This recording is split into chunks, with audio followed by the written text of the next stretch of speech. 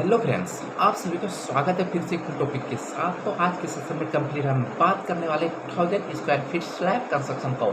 अगर आपके पास 1000 square feet का लैंड एरिया है, आप घर बना रहे हो और छत को ढालने का सोच रहे हो, तो उसमें कौन सी मटेरियल यूज किया गया है और कौन सी मटेरियल की कितनी क्वांटिटी की ज़रूरत है हमें, वो सारी चीज़ इसी टॉपिक में कवर किया गया है। और बहुत सारी चीज़ इसमें टेक्निकल पॉइंट को भी कवर किया गया है। तो आप सभी से रिक्वेस्ट करूँगा कि इस वीडियो को स्किप नहीं कीजिएगा, इस वीडियो को स्किप नहीं कीजिएगा और हो सके तो आप लाइक कर दीजिएगा। और जिन भाई ने चैनल को सब्सक्राइब नहीं किया है तो आप चैनल को सब्सक्राइब कर लीजिएगा। तो चलो शुरू करते हैं आज की सेशन।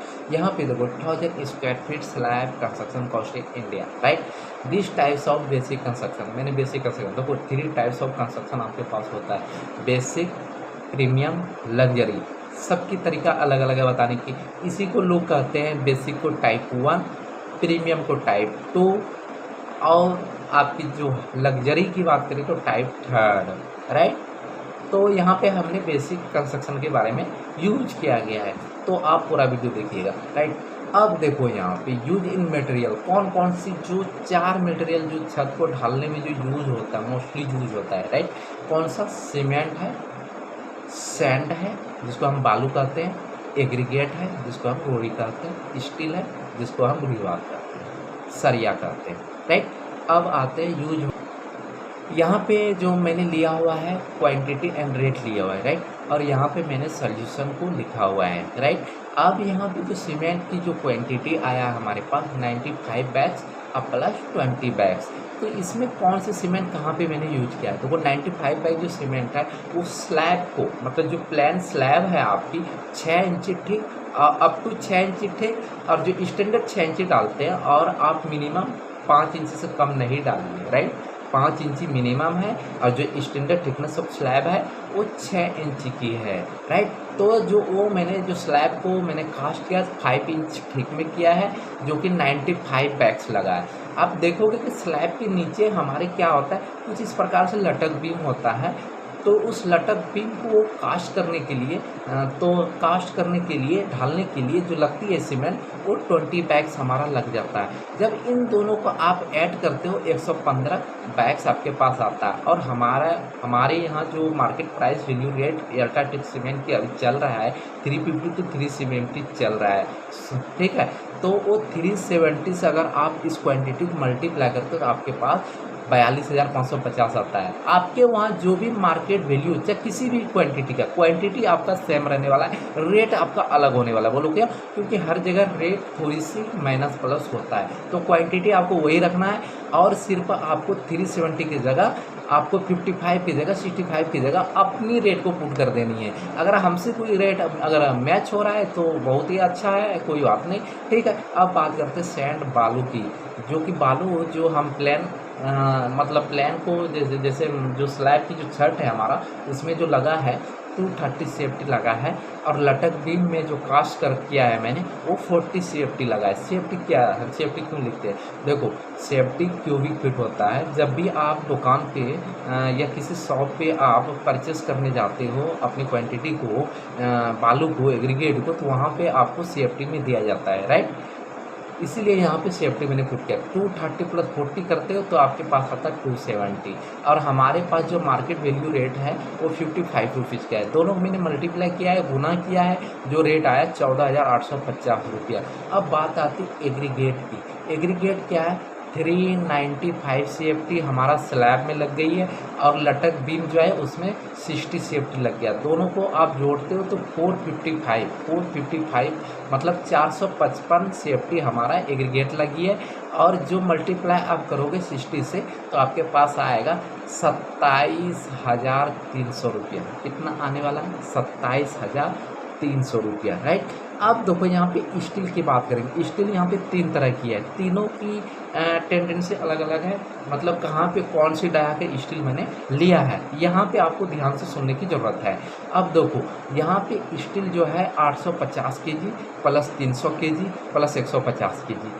किन किन चीज़ों में मैंने इसको यूज किया है, किन किन चीज़ों में मैंने इनको यूज किया है।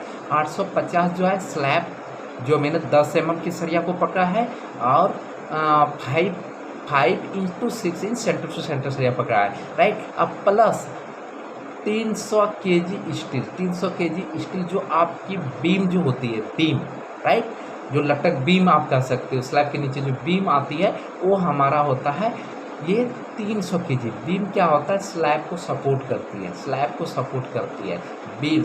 जितने भी स्लैब की लोड होती है वो बीम क्या करती है, संभाल लेती है। और बीम, टोटल बीम पे जो लोड आया वो लोड क्या करता है, कॉलम पे जाकर ट्रांसफ़र कर देता है, बस यही है, राइट। अब 300 kg हमारा बीम में यूज हुआ, तो बीम में 12 mm का सरिया का इस्तेमाल किया गया है।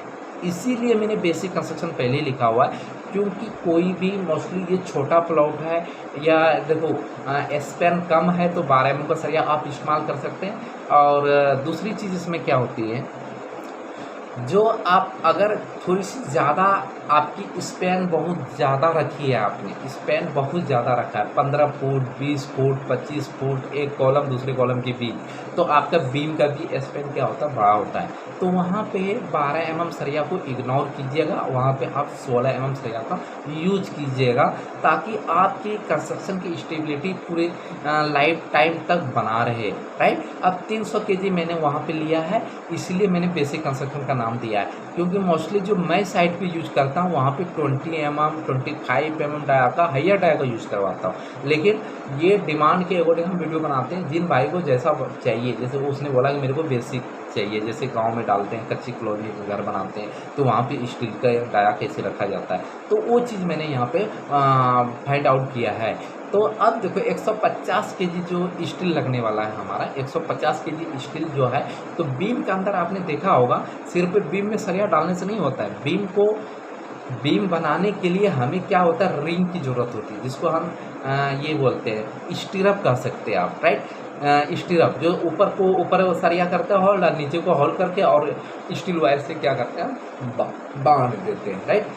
तो इन सब को अगर आप जोड़ते हो तो कुछ इस प्रकार से 1300 kg आपके पास क्वांटिटी निकल के आता है। अब 1300 आता है और मार्केट वैल्यू प्राइस रेट जो हमारे पास है वो है 70 रुपीज़ का। अगर आप इन दोनों को जोड़ देते हो, मल्टीप्लाई कर देते हो, गुना कर देते हो, तो आपके पास होता है 91,000 रुपया, राइट।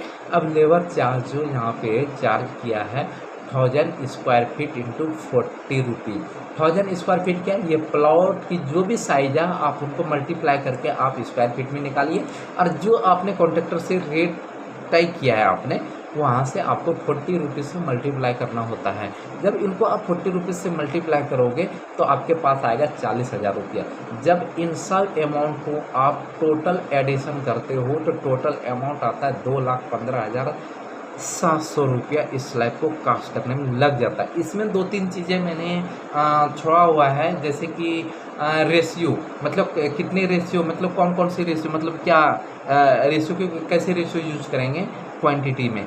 जैसे जब भी आप मिक्स करते हैं रेशियो सीमेंट सैंड एग्रीगेट, तो हम ये बता सकते हैं कि जो हमारे पास रेशियो जो यूज हुई है 1:2 2:3। 2 का मतलब क्या होता है, देखो 1 जो मैंने पहला जो 1 मैंने बोला है वो सीमेंट है, और 2 जो मैंने बोला है बालू है, और 3 जो मैंने बोला है एग्रीगेट है।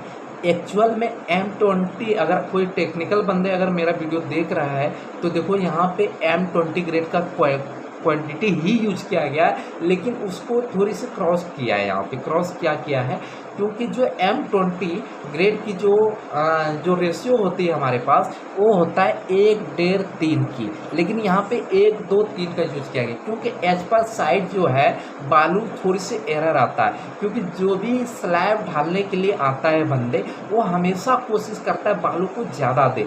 या दूसरी कंडीशन में आपको ये देखने को मिलता है कि रोई की साइज कभी कभी बहुत बड़ा आ जाती है साइड पे। जब बड़ा आ जाता है, जब आप उस क्वांटिटी से करोगे 1:3 के हिसाब से, तो आपका रोई और माल अच्छे से मिक्स नहीं हो पाता है। तो वहाँ पे थोड़ी सी क्वांटिटी बदरपुर के बाद, हाँ, लेकिन मैं ये कहूँगा बदरपुर के साथ साथ अगर आपने बालू को थोड़ी सी बढ़ाया है 1-2-3, तो वहाँ पे आपको क्या करना होगा, थोड़ी सी सीमेंट की भी क्वांटिटी को बढ़ाए, तो ताकि वो आपकी स्ट्रेंथ में कोई प्रॉब्लम ना आए, ठीक है।